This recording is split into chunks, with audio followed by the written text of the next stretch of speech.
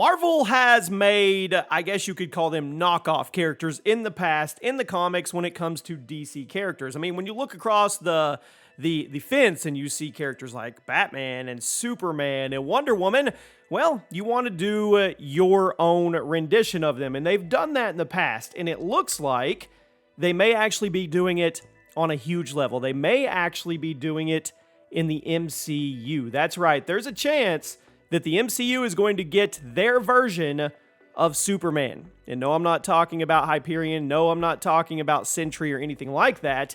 I'm talking about a completely different character. And this was reported on by The Direct, and it actually makes a lot of sense. And a lot of people don't even know this character exists. Welcome to the Chaos Multiverse, everybody. Jimmy or Chaos. We may have the MCU's own Superman. And that Superman would be none other than Blue Marvel.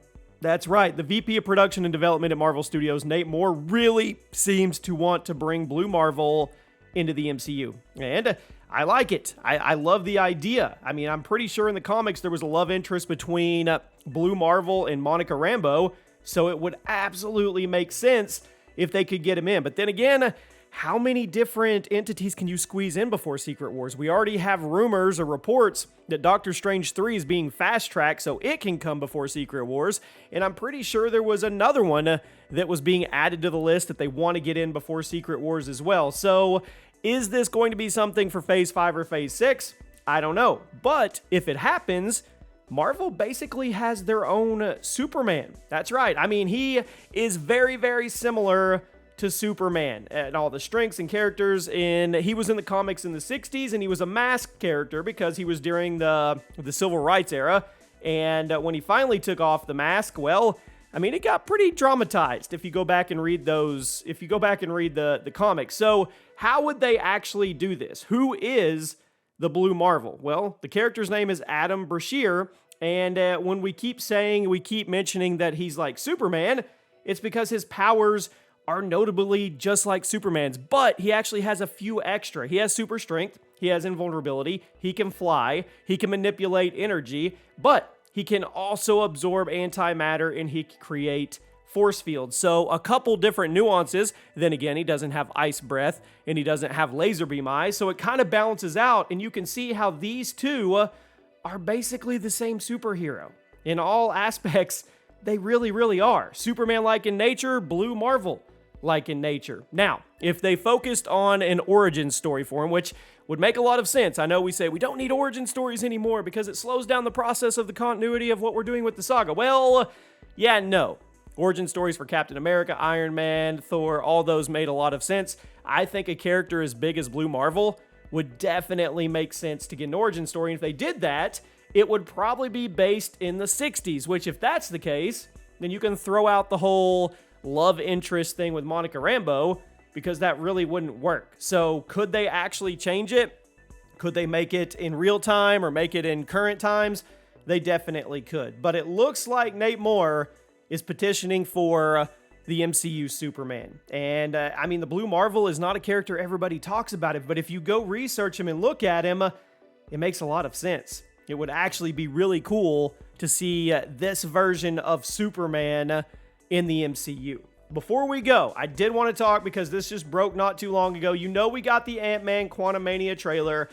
It's getting better and better. It really, really is. I mean, you go watch the trailer and you see, I think we're just getting a glimpse of the range that Jonathan Majors is going to have with the Kang character, the multiple Kang characters. We're going to see so many different iterations. We've already seen two, and the range is completely on one end of the spectrum all the way to the other. I mean, you see him beating down Ant-Man. You see the energy blast that come from him, just the pure rage. But that coupled with the calmness and the manipulation, this is going to be really, really good. I think Ant-Man 3 is going to surprise people at the box office. But we saw something else in the movie. We got our first good look at MODOK, which is a big deal. I mean, people have wanted MODOK on the big screen for a long time, but how do you do that character without just making it kind of silly, right?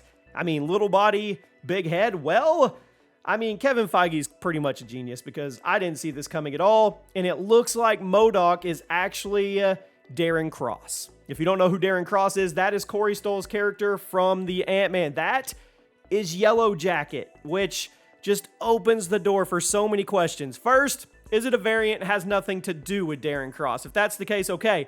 But I don't think that's going to be how it works at all, because we've seen leaks and rumors that MODOK could start out bad and then he could actually help Ant-Man. We'll have to wait and see. But it is Darren Cross, which is a 100% connection to Ant-Man. I mean, he was Yellow Jacket till the very end, where he seemingly got so small that he died, right? I think that's how it went down. Well, what if he didn't? What if somehow he went to the quantum realm? And if you guys remember, back in Loki, one of the episodes in Loki, it was the 5th episode, and there was a huge Yellow Jacket helmet that you could see in the background. Does that connect? It could. I mean, we could go all the way deep here and say MODOK's got a really big head and a little body. Could this have been that transformation on some level? Now, that helmet was absolutely huge. I think it's way bigger than the MODOK character, but you get the idea. It was a subtle reference or foreshadowing that Yellow Jacket was going to return, but now he's MODOK. And if it is the same Darren Cross, I hope it is. I really do. I don't want them to bail out with the writing here and just say it's a variant. I really don't. I want the complexities of the Darren Cross that was Yellow Jacket in the original Ant-Man now being involved with Paul Rudd's character in Ant-Man 3. I think that just adds a layer and adds a dynamic. Is he going to be bad? Is he going to be good? And the big question is, does he make it out alive out of Ant-Man Quantumania? And if he does, are we going to see the beginnings of AIM? That's right. We could see those yellow Bumblebee suits in the future. Does MODOK somehow end up in 616? And then we start to see how it unfolds with AIM. AIM was a huge part in the comics. So if they go that route, it just adds yet another layer. But there's also the chance that he doesn't make it out of Ant-Man 3. I mean, let's be real. There's a chance that some of these characters don't. I know everybody says, Ant-Man's gonna die. He gets his helmet crushed, and then he gets the crap beat out of him. Of course he does. Kang the Conqueror, they're not gonna make it look like Ant-Man can actually go blow for blow fisticuffs with Kang the Conqueror. What's the point in trying to portray this villain that's gonna basically take out everybody, right? Come on. It's Ant-Man. But is Ant-Man going to die? I highly, highly doubt it, unless a variant of Ant-Man dies and they pull a twist on us. But I don't think they've got it in them to actually get rid of the 616 Ant-Man. So let me know what you guys think. Do you think MODOK's going to play a pivotal role? And back to the other thing, do you think we could see Blue Marvel in the MCU before the end of the multiverse saga? I hope you guys have a great day, and I'll see you soon.